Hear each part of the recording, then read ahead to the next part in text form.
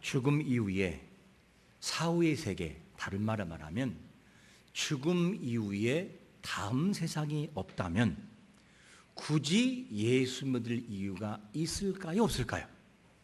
없지요. 그리고 이 세상으로 끝이라고 한다면 굳이 선하게 살 이유는 없어요. 그냥 욕심대로 살아가고 그렇게 맞춰도 어느 누가 심판할 자가 없기 때문이죠. 예수 믿는 사람이라 할지라도 이 세상의 것에 한계를 두고 살아간다면 참 불쌍한 사람들이에요. 왜냐? 그 다음에 있을 그것을 보지 못하기 때문에. 그래서 고린도전서 15장 19절에서 이런 사람들을 향해서 뭐라고 말씀하고 있냐면, 만일 그리스도 안에서 우리가 바라는 것이 다만 이 세상 삶뿐이면 모든 사람 가운데 우리가 뭐라고요? 더 불쌍한 사람이라는 거예요. 더 불쌍한 사람이라고. 누가 이렇게 말씀하느냐? 하나님 자신께서 바울의 입술을 통해 말씀하고 있어요. 그러므로 우리는 살아가는 모든 삶 속에서 예수님을 믿어도 이 세상에 제한 두지 말고, 이 세상은 우주 속의 점과 같은 것이요, 이 세상은 안개와 같이 있다 사라지는 적은 범위의 부분이라는 걸 기억하고 영원한 그 나라가 우리의 중심 되시기를 예수 그리스도의 이름으로 축원합니다. 이게 얼마나 중요한지를 몰라요. 그래서 하나님은 처음과 마지막이 되셔요. 시작이 있으면 심판이 있고 시작이 있으면 끝이 있어요. 그 내용을 요한계시록 22장 13절에서 뭐라고 말씀하냐면, 나는 알페와 뭐라고요? 오메가요.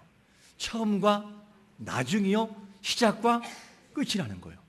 이 내용을 본다면 예수를 믿는 사람들과 그리고 세상에 안 믿는 모든 사람들도 이 사실을 인정해야 돼요. 그래서 세상을 함부로 살아갈 수 없어야 되는 거죠. 바르게 살아가야 되고 주님이 오실 그날을 기억하고 준비하는 삶이 매우 중요합니다.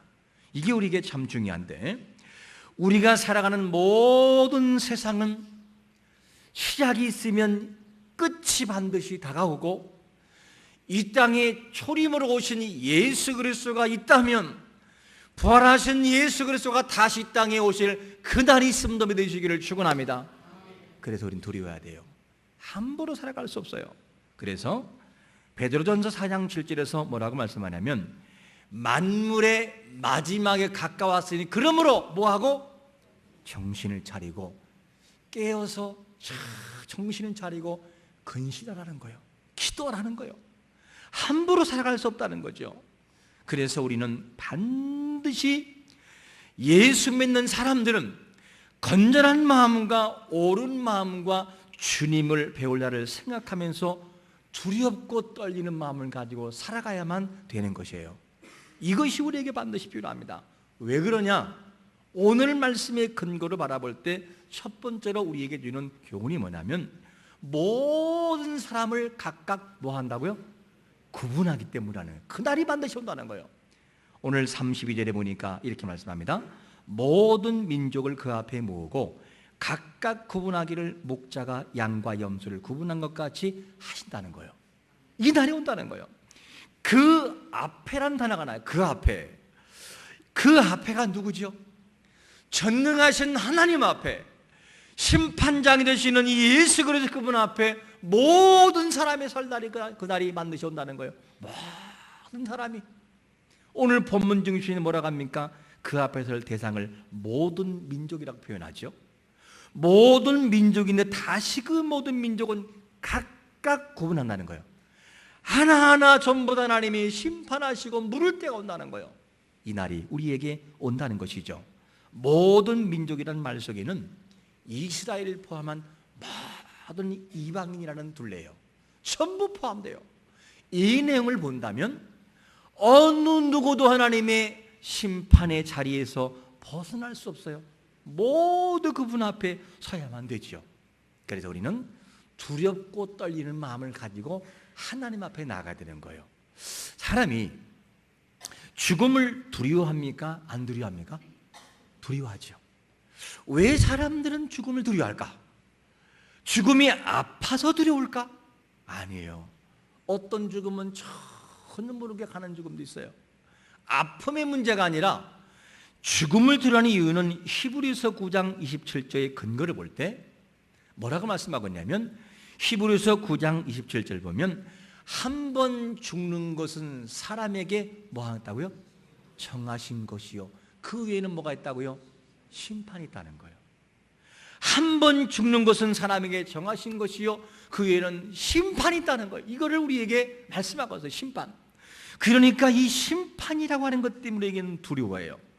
어느 날 어느 아는 목사님에게 장례를 이렇게 주장하는 영안실에 있는 사람이 이렇게 말하다는 거예요. 목사님, 제가 목사님보다 더 많이 할걸요? 뭐를 많이 알아요? 저는 예수님을 안 믿는 사람이지만요, 영안실에서 몇십 년 동안 한 사람입니다. 그렇기 때문에 이것만 수없이 한 사람이기 때문에 누가 예수 믿고 죽었고 누가 안 믿는 사람인지 저는 금방 알아요. 이렇게 말하는 거예요. 그 사람이 예수를 안 믿는다는 거예요. 그런다는 거예요. 그럼 뭘 보고 하냐? 그랬던 하는 말이 뭐냐면, 자기가 수없이 염을 해보니까 예수를 믿는 사람과 안 믿는 사람의 차이는 뭐냐? 예수를 안 믿고 죽은 사람들은 무엇이느냐? 벌써 딱 얼굴을 보는 순간 얼굴에서 찬 기운이 있다는 거예요. 그리고 벌써 느낌이 이상하게 다르다는 거예요. 그리고 얼굴 속에서 그렇게 근심이 있다는 거예요. 죽었는데. 그런데 예수를 믿고 죽은 사람은 어떤 특징이 있느냐? 와, 이상하게 자기가 예수를 안 믿는데 얼굴을 보면 그렇게 평안하다는 거예요. 그리고 예수 믿는 사람들을 보면 그렇게 죽은 모습이 죽은 것이 아니라 살아있다는 것처럼 느껴진다는 거예요. 이걸 볼 때 자기는 경험과 모든 것을 볼 때 그렇게 느낀다는 거예요. 그래서 목사님, 제가 목사님보다 더 많이 알 거예요, 이렇게 말하다는 거죠. 그러면 왜 그럴까? 왜 죽음을 맞은 사람들의 얼굴을 보면 어떤 사람에게는 큰 근심이 오고 어떤 사람에게는 근심이 없을까? 그 이유가 죽음의 사자가 데려오기 때문일까? 그 내용을 우리가 부인할 수 없는 이유가 있어요. 그게 뭐냐면 누가복음 16장 22절과 23절을 보면 이렇게 말씀하고 있어요. 이에 그 거지가 죽어 천사들에게 받들려 아브라함 품에 들어가고 부자도 죽어 장사되며 그가 음부에서 고통 중에 눈을 들어 멀리 아브라함과 그의 품에 있는 나사로를 보고 있다는 거예요.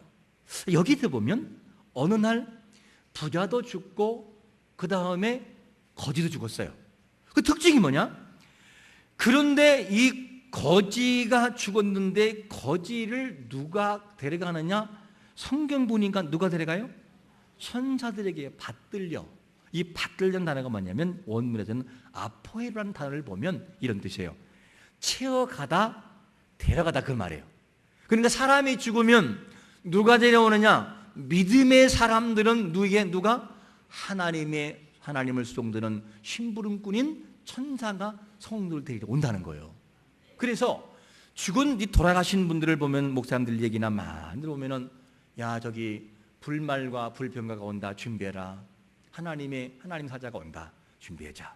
그리고 마지막 죽기 전에 얘들아 찬양하자. 그리고 찬양하다가 그냥 이게 가시는 분도 많아요. 왜? 하나님의 사자가 데려온다는 것이 맞아요. 성경이 그렇게 말하고 있어요. 그러므로 죽음이라고 하는 이 모든 문제는 하나님을 믿고 예수를 영접한 자들에게는 주의 사자 천사가 우리를 받들어 그 나라로 데려가는 것을 믿으시기를 축원합니다. 그런데 죽음의 사자, 두려움이 있는 자들에게는 뭐냐면 안 죽으려고 안간힘을 한다는 거예요. 죽기 싫다는 거예요. 그 영원한 형물로 들어가니까, 죽음의 고통의 지옥으로 들어가니까. 성경에서 지옥이라는 단어는 없지만 지옥에 대해서 말씀하고 있어요. 오늘 말씀하잖아요, 누가복음에서도. 그러므로 반드시 우리에게는 뭐가 있느냐? 각각 구분한 그날이 반드시 온다는 거예요. 그래서 우리에게는 뭐가 있느냐? 두렵고 떨림으로 신앙생활이 되는 거예요. 막 살아가면 안 되는 거예요. 이것을 첫 번째로 우리에게 말씀하고 있습니다. 자, 그러면 오늘 말씀 보니까 왼편에 있는 자들과 오른편에 있는 자들로 딱 구별되는데, 이렇게 구별되는데 그러면 어떤 사람들이 하나님 나라를 상속받고 들어가냐는 거예요. 두 번째는 어떤 자가 들어가요? 오른편에 있는 자들이 들어간다는 거예요. 34절에 보니까 뭐라고 말씀하죠? 그때의 임금이 그 오른편에 있는 자들에게 이르시되 내 아버지께 복받을 자들이여 나와 창세로부터 너희가 예비된 나라를 상속받으라는 거예요. 그러면 오른편에 속한 자가 창세로부터 예비된 복을 받는 자들이라면 이 말씀을 다양한 각도로 한번 보겠습니다. 하나님의 구속과 작정이라는 부분을 바라볼 때 어떤 자들이 오른편에 설 자들이냐? 에베소서 1장 4절 말씀을 보면 같이 한번 읽어볼까요? 시작. 곧 창세전에 그리스도 안에서 우리를 택하사 우리로 사랑 안에서 그 앞에 거룩하고 흠이 없게 하시려고 창세전에 예수 안에서 구속하기로 작정된 자는 오른편에 서야 되고 서는 자인 걸 믿으시기를 축원합니다. 들어간다는 거예요. 그 나라에 하나님이 반드시 그들을 마지막 성도의 견인, 그들을 이끌어 그 나라에 들어가게 하신다는 거예요. 이게 뭐냐? 하나님이 작정의 섭리를 바라볼 때에 오른편에 설 자들이죠. 또 한편에서 예수 중심을 통해 믿음이라는 측면을 바라볼 때는 어떤 자가 오른편에 설 자냐? 에베소서 1장 7절에 보니까 우리는 그리스도 안에서 그의 은혜의 풍성함을 따라 그의 피로 말미암아 속량고 죄 사함을 받았느니라. 할렐루야. 예수 그리스도의 피 구속을 통하여 그분의 은혜가 주어진 인생은 오른편에 서게 됨을 믿으시기를 축원합니다. 얼마나 감사한지 몰라요. 아까 기도 쪽에 나왔죠. 예수 믿는 거 감사하고, 오늘 찬양의 가사 너무 감동적이에요. 역시 정말 우리가 하나님의 자녀라는 사실, 이것이 뭡니까? 예수님의 구속의 은혜를 통해서 볼 수가 있다는 것이죠. 이걸 바라볼 때 오른편에 선 자들이 하늘나라의 상속을 받을 자들이라고 하는 것을 알 수가 있습니다. 그러면 하늘나라의 상속받을 자들은 그들의 삶의 모습은 어땠을까? 오늘 본문에 하나님을 기뻐하는 이 삶의 모습을 어떻게 소개하고 있냐면 세 번째로 이렇게 소개하고 있습니다. 세 번째는 뭐냐면 평소 하나님의 뜻대로 살아가는 자들. 무슨 자들이라고요? 평소의 삶이 하나님의 뜻대로 살아간다는 거예요. 이게 뭐냐? 그들의 삶이었다는 거죠. 말씀을 보면 35절에 보니까 이렇게 말씀합니다. 내가 줄일 때 너희가 먹을 것을 주었고 목마를 때에 마시게 하였고 나그네 되었을 때에 영접하였고, 이 내용을 보면 줄일 때 먹을 걸 주었다, 목마를 때 마시게 했다, 나그네에서 영접했다, 그 외에 헐벗고 병들고 오해 가졌을 때 찾아갔다는 거예요. 그런데 신기한 것이 뭐냐면 하나님의 나라에 상속받을 오른편에 선 자들은, 당사자인 그들은 그렇게 그것을 알고 있느냐? 모르고 있더라는 거예요. 이 내용을 보면 어떤 자들이냐? 오른편에 선 자들이 살아가는 삶이 평소의 모든 삶에 있어서 지금으로 말하면 성도인데 성도답게 살아갔다 그 말이에요. 와, 하나님의 성도 역시 삶을 살아가는 모습을 보니 성도답다 하는 걸 우리가 말씀할 수 있죠. 자, 그러면 여기서 하나님의 성도다운 삶을 살아갔다는 것을 어떻게 할 수 있느냐? 37절 본문 보면 뭐라고 말씀하고 있냐면 이에 의인들이 대답하여 이르되 주여 우리가 어느 때에 주께서 줄이신 것을 보고 음식을 대접하였으며 목마르신 것을 보고 마시게 했나이까? 임금이 오른편에 들어서서 그들에게 복을 주려고 할 때 당사자인 그들은 그거를 알고 있어요, 없어요? 모르고 있어요. 내가 이렇게 살았다라고 하는 사실을 본인들은 그걸 몰라요. 모르고 있어요. 근데 누가 말씀하느냐? 임금이 얘기하니까 아는 거예요. 너 오른편에 서라. 너는 누구냐? 하나님의 나라에 상급받을지다. 왜요? 너희들의 삶을 바라볼 때 이러하였다. 이렇게 돼서 이들의 삶을 임금이 소개해 주는데 주인님, 달만하면 하나님, 저는 그렇게 안 한 것 같은데요? 이렇게 말하는 거 있는 거예요. 그때 임금이 뭐라고 하느냐? 내 형제 중에 지극히 작은 자에게 한 것이고 누구에게 한 거라? 나에게 한 거야, 나에게. 이걸 말하는 거예요. 이 내용을 보면 평소에 살아가는 삶이 하나님의 뜻대로 살아갔다 안 살아갔다? 살아갔다는 거예요. 평소에. 그러니까 이들이 살아가는 모든 삶이 어떤 것이냐? 주님이시다. 그러니까 야, 조용해, 조심해. 그리고 최선을 다하다가 주님이 딱 떠났어요. 그러니까 대충 살아가. 이렇게 한 것이 아니고 그냥 살아가는 평소의 삶이, 가난한 자가 있으면 아파서 못 견디는 거예요. 줘야 살아요. 줘야 마음이. 정정 힘들고 어려운 자가 있으면 그 일을 위해서 기도해주고, 병든 자가 있으면 찾아가서 그를 위로하는 마음. 이것이 누가 시켜서가 아니라 그냥 자연스럽게 됐단 말이에요. 왜? 하나님의 사람들은 그렇게 살아가야 마땅하니까. 그게 하나님의 사람들의 모습이니까. 그게 구원받은 사람들 하나님의 보답하는 삶의 모습이니까. 이거를 알았다는 거죠. 그러면 우리가 여기에서 이렇게 질문할 수 있어요. 그러면 착하게 살고 그리고 선행의 모습을 가지고 살아가면 다 오른편에 서나요? 이렇게 질문할 수 있을 거예요. 근데 우리는 여기서 질문할 때 선행을 통해 구원받은 것이 아니라고 하는 사실을 알아야 됩니다. 이 말씀을 우리가 볼 때 어떻게 보느냐? 선행, 즉 우리말로 바꾸면 구원받기 위하여 선행을 보이는 자와 내가 하나님의 구속의 은혜를 통하여 십자가의 은혜를 통해 구원받은 사람이기 때문에 너무너무 감사하여 마음속에서 중심에서 막 은혜가 일어나요. 뭐를 하라고 하지 않아도 난 하고 싶어요. 교회에 가라고 말하지 않아도 난 당연히 교회를 가야 돼. 왜냐? 나를 사랑하신 그분의 내가 그 속에서 함께 공동체로서 예배드리는 시간이 있기 때문에, 약속이기 때문에. 그래서 누가 하라고 말은 하지 않았어요. 그런데 나는 그 은혜에 감사해요. 그냥 감격해요. 너 구원받은 사람 맞냐? 이단들처럼 날짜가 언제냐라고 말하지 않아도 나는 구원받은 은혜가 나는 느껴져요. 그냥. 그래서 하나님 감사합니다. 찬양을 들으면서 예배하면서 눈물이 나와요. 말씀 들으면서 감동이 와요. 맞아. 그게 내 하나님 백성이지. 느껴지는 거예요. 이 삶이 뭐냐면 구원받은 사람들의 삶의 태도와 모습이라는 거예요. 구원받기 위해 이런 삶을 보인 것이 아니라 구원받은 사람이기 때문에 자연적으로 보인 삶. 이것이 뭐냐? 믿음의 사람이요 오른편에 선 사람의 모습인 것을 믿으시기를 축원합니다. 그런 삶이 우리에게 필요한 거죠. 그래서 이런 사람들이 누구냐? 창세로부터 예비한 복을 받아라. 오른편에 사는 사람들. 이렇게 해서 이들은 참으로 아름다웠어요. 그런데 왼편에 선 자들이 불만인 거예요. 뭐가 불만이냐? 한번 왼편에 딱 이렇게 걸러놓으니까 이들이 무슨 불평하느냐? 마태복음 25장 44절 우리 한번 다 같이 한번 읽어보겠습니다. 시작. 그들도 대답하여 이르되 주여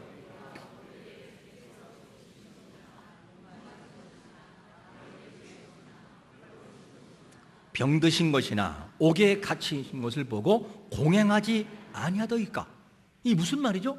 아니 내가 언제 주님이 임금님이 오셨을 때 내가 그거를 무시하고 그렇게 했습니까? 저는 한 번도 그런 경험이 없거든요. 그랬더니 주님이 뭐라고 합니까? 지극히 적은 자에게 한 것이군 누구한테 한 거라고요? 나에게 한 것이라. 이 내용을 보면 이들도 이것을 원망하고 있어요. 이것을 보면 하나님의 사람들과 그렇지 않은 사람들의 삶의 태도가 완전히 갈라지는 걸 봐요. 여러분, 하나님의 사람들이라면 사람다운 삶의 모습이 우리의 모습에서 빛으로 말로 행위로 나타나기를 축원합니다. 그래야 덕이 세고 그래야 하나님의 사람처럼 보일 수 있으니까 그것이 당연한 거예요. 우리는 여기에서 이 말씀을 한번 이렇게 적용하면 좋겠습니다. 하나님은 분명히 양과 염소를 가를 때 그들의 전반적인 삶을 알고 있었어요. 어떻게 살아갔는지, 어떻게 하나님 앞에 했는지 다 알고 있어요. 모르는 것이 요만큼도 없었어요. 그렇다면 하나님은 우리와의 관계 속에서 항상 어떻게 관계가 주어져 있냐? 밀접한 인격적인 관계로 맺어 있다는 거예요. 다른 말로 말하면 하나님이라는 이분이 내 생각을 지배하면 내 삶도 그렇게 바뀌어져요. 하나님은 나에게 항상 인격적으로 다가오셔 나를 기억하고 있고 나를 보고 있고 나를 아셔라는 것을 내 마음속에 항상 의식하면 인생의 삶을 함부로 못 살아가요. 어떻게 하나님은 나를 보고 있다는데 함부로 살아가죠? 두려워서도 못하잖아요. 못 살아가는 거예요. 이 내용을 바라본다면 먼저 하나님이라는 그분의 의식이 내 인생을 지배하고 있는지 먼저 예배 속에서 한번 볼까요? 예배를 드릴 때 아마 이 중에는 지금도 집중해서 하나님 감사합니다, 할렐루야, 아멘, 아버지 감사해요, 그리고 하나님 앞에 집중되어지는 사람도 있는가 하면 어떤 사람들은 그렇지 않을 수 있을 거예요. 예배를 드리지만 하나님이라는 이분의 의식은 없어요. 하나님, 아유 나 지금 졸기도 바빠 죽겠는데 하나님이 어디 있어요? 지금 피곤해 죽겠는데 지금 어떻게 하나님을 지금 의식할 수 있어요? 그러면서 하나님이 내 의식 속에서 사라져버린 사람 있을 수 있어요. 예배의 중심이 하나님이 아니고 그냥 드려주는 것으로 끝나는 사람도 이 중에는 있을 수 있어요.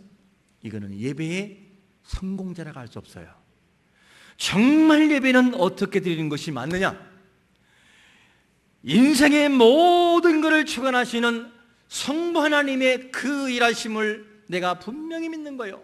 삼위중 하나님 중에서 나는 지금도 나를 위해 돌아가시니 예수 그리스도, 나를 위해 돌아가시니 예수님을, 성자 예수님을 난 반드시 믿고 있다. 성부 하나님과 성자 하나님의 그 관계 속에서 오시는 성령 하나님을 나는 반드시 믿고 있고 나의 연약함을 도우실 거야. 나는 이것을 믿어.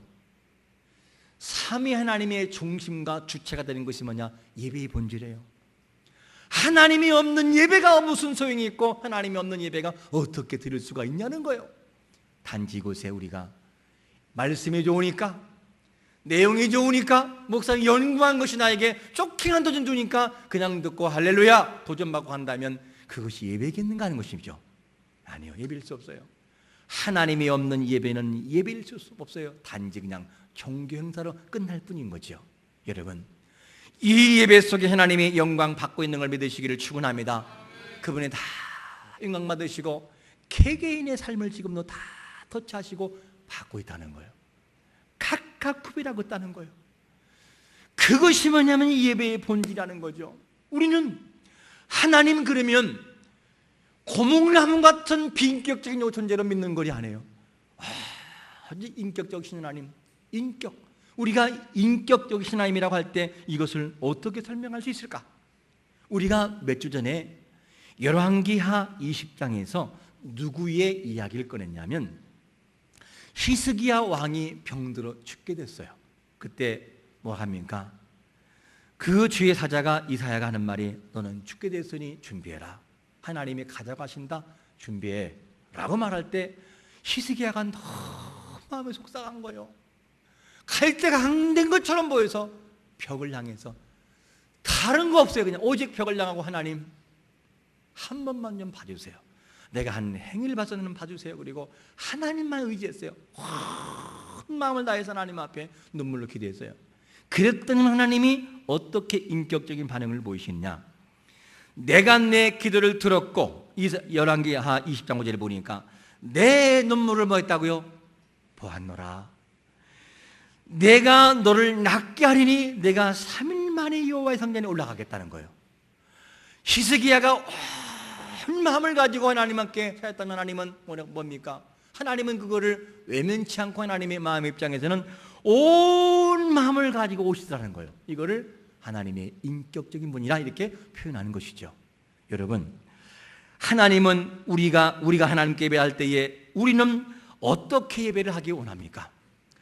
우리의 진정한 예배와 인격적이신 하나님 앞에 드리는 예배는 태초부터 우리를 창조하신 하나님에 대한 신앙의 고백이요, 우리를 위해 돌아가신 이 예수 그리스도 그분 앞에 우리의 몸과 마음을 다하여 우리를 구원하신 주님 앞에 감사하는 고백적인 것이 예배의 본질인 것을 믿으시기를 축원합니다. 고백인 거요. 하나님 감사해요. 저 구원하신 거 감사해요. 나를 위해 십자가 돌아가신 그 깊은 사랑 때문에 감동이 와요. 하나님, 제가 무엇인데 이렇게 서로를 사랑하십니까? 그러면서 그분 앞에 감동하고 감격하여 영원한 형벌 속에 떨어진 인생들을 그리스도의 십자가를 통하여 영생으로 바꿔놓은 그분을 찬양하는 것이 뭐냐? 그 예배라는 거예요. 그런데 우리는 여러분요, 미안하지만 이런 예배를 드리지 못할 때가 얼마나 많은지 몰라요. 예배 허겁지겁 와서 삼위 하나님 있어도 그만 없어도 그만, 아니 그 하나님이 나에게 있을 만한 여유의 공간이 없어요. 그리고 그냥 들이다가 가는 것뿐이에요. 이것을 반복하는 인생이라면 얼마나 안타까울까? 얼마나 안타까울까? 언제까지 그렇게 해야만 될까? 물론 안 믿어지기 때문에 그럴 수 있지만 그래도 우리는 바꿔야 돼요. 그럴 수는 없어요. 이렇게 살아갈 수는 없다는 거죠. 이 내용을 바라보면 하나님과 우리가 예배가 밀접한 관계가 안 될 때가 너무나 많다는 거예요. 너무나 바빠서 하나님을 사모할 시간도 없어요. 너무나 예배를 마친 다음에 해야 할 일이 많다 보니까 나는요, 하나님을 찾을 만한 시간도 없어요. 빨리 끝나고 가야 합니다 라고 한다면 그 예배가 얼마나 마음이 아플까? 하나님의 마음이 어떨지를 한번 생각해 봐야 돼요. 하나님의 마음이, 이걸 우리가 기억해야 됩니다.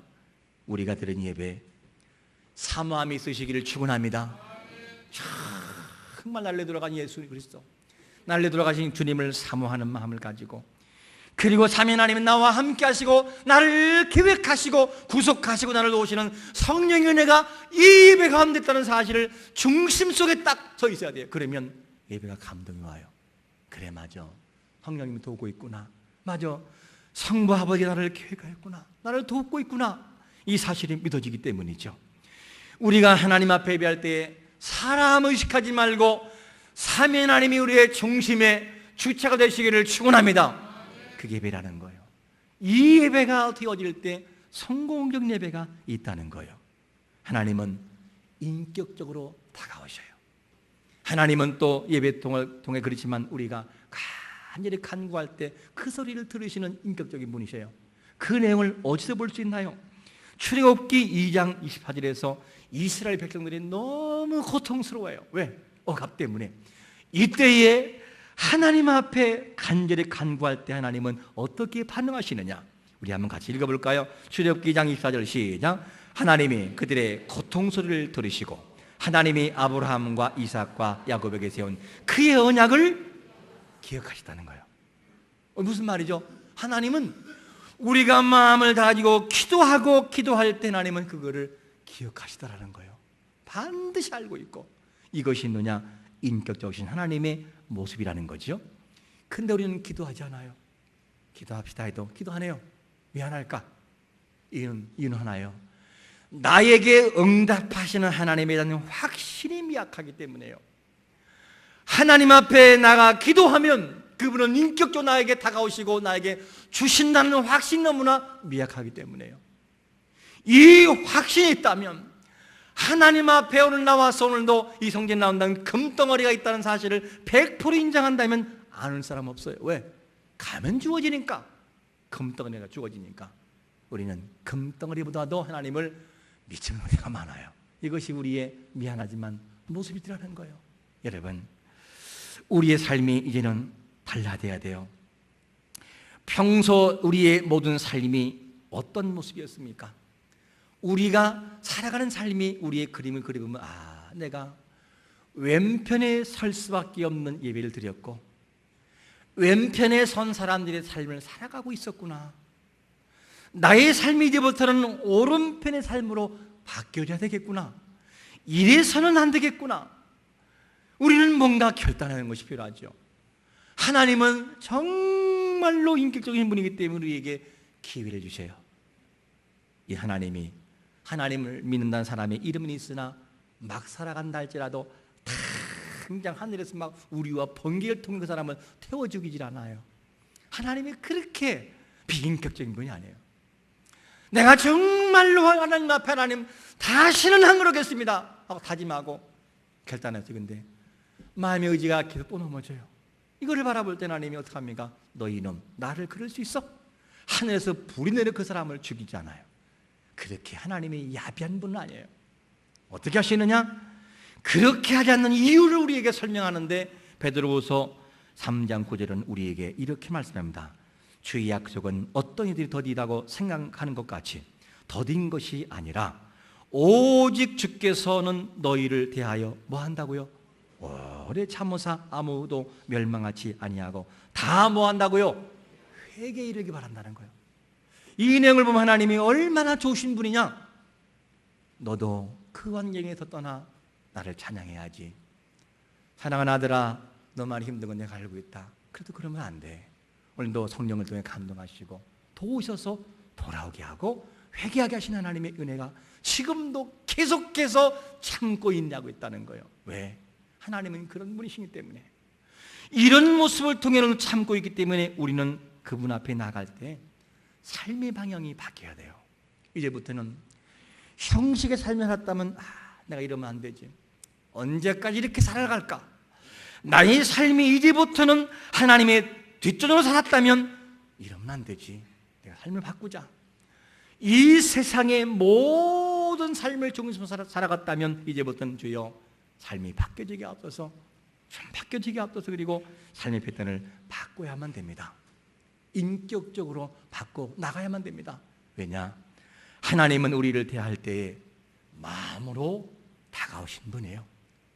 내가 하나님을 멸시하면 하나님도 우리를 멸시하셔요.